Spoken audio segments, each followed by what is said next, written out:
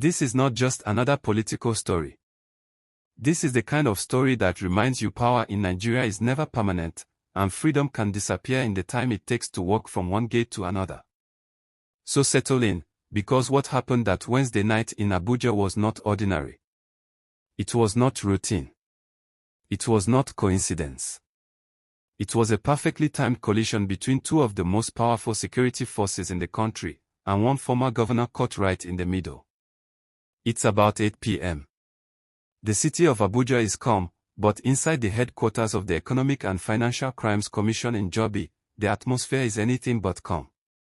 For 2 straight days, investigators have been questioning one of the most controversial political heavyweights of the last decade, Nasir El-Rufai, former governor of Kaduna State.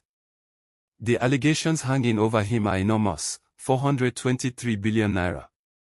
Not millions. Billions. According to a report by the Kaduna State House of Assembly, funds allegedly moved in ways they should not have. Loans reportedly obtained but not used as promised. Contracts allegedly awarded without proper process. Billions said to have been diverted from key projects, including infrastructure meant to serve ordinary citizens. After 48 intense hours of interrogation, the word comes down, bail granted. Imagine that moment. Lawyers exchanging notes. Quiet phone calls to family. The sense that the storm, at least for tonight, has eased. After 2 days in detention, he is technically a free man. He walks out. And that's when everything changes. As he steps beyond the EFCC doors into the Abuja night, expecting to head home, he is met by another set of armed officials. Operatives of the Department of State Services are waiting. Not arriving late. Not reacting. Waiting. Before he can even process what is happening, he is surrounded again. No dramatic shouting. No chaos. Just swift, coordinated action. One agency releases. Another takes custody. A seamless transfer. Freedom lasted minutes. He is escorted away, this time to the DSS facility in Asokoro. Different building. Different case. Different set of allegations. Now let's rewind, because this second arrest didn't come from nowhere. Days earlier, during a live primetime interview on Arise News, El-Rufai said something that sent shockwaves through the nation's security establishment. Live television. No editing. No delay button. He claimed that the phone of Nigeria's National Security Advisor, Nuhu Ribadu, had been tapped, and not just tapped, but that he had personally heard conversations. According to him, those conversations allegedly included instructions for his arrest. Think about that carefully. A former governor publicly admitting that he had access to intercepted communications involving the country's top security official. He suggested that while government agencies monitor calls, others also have their own capabilities. That statement alone was explosive. Because if true, it implies a private network capable of intercepting high-level national security communications. And if untrue, it still raises serious legal and security concerns. Within days, the DSS moved. Charges were filed at the Federal High Court in Abuja. The accusations reportedly fall under Nigeria's Cybercrimes Act and the Nigerian Communications Act.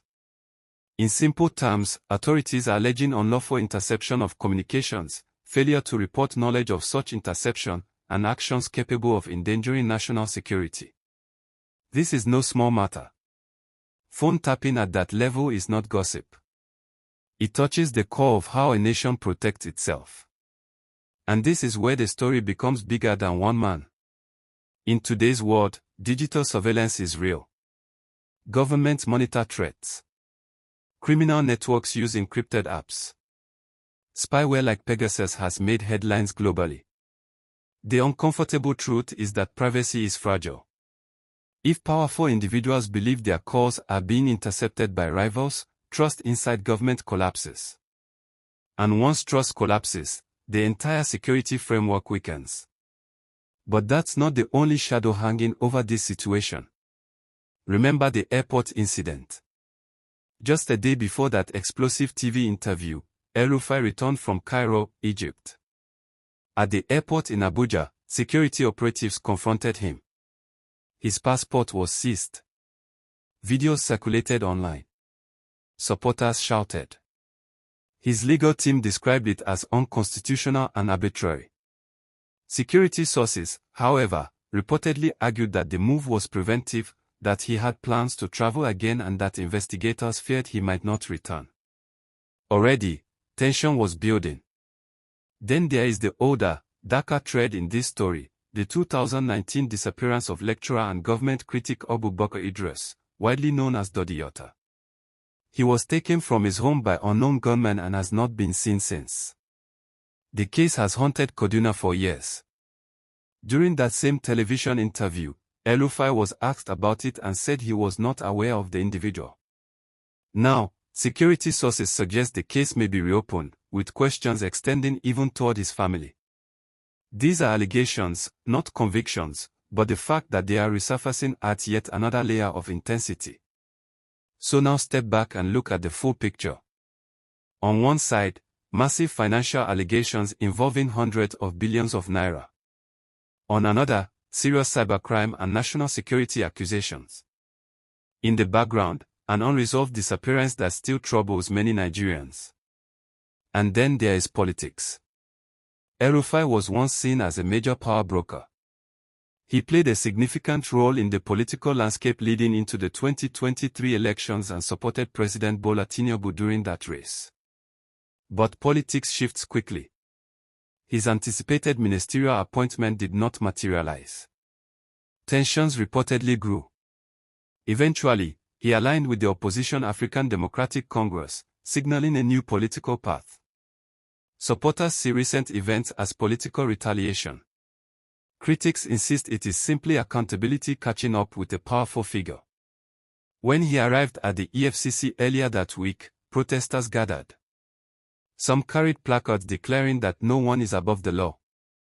Others sang in solidarity, insisting he was being targeted. Two narratives. One country. One unfolding legal drama. As of that Wednesday night, he remained in DSS custody. His legal team demanded due process. Authorities maintained they were acting within the law. The court dates, the legal arguments, the political consequences, all still ahead. But beyond the personalities and party lines, there is a larger lesson here. First, power is temporary. The system you operate within can one day operate on you. Second, in the digital age, information is weaponized. Conversations, data, communications, they are all battlegrounds now. And third, accountability, whether politically motivated or purely legal, is messy, loud, and rarely simple. This is not a movie. It's real time. Real consequences. Real uncertainty. A man who once commanded a state now waits behind the gates of security agencies. Two powerful institutions have taken turns holding him. Allegations stretch from financial management to cyber surveillance to unresolved past controversies. The courtroom will decide the legal truth. But the political impact is already unfolding. So now the question is yours to wrestle with: is this the firm hand of anti-corruption at work? Or is it the sharp edge of political rivalry? Either way, one thing is certain: this story is far from over. And in Nigeria, when power shifts, it rarely does so quietly. Stay alert. Stay informed. Because what happens in the corridors of Abuja always finds its way to the streets.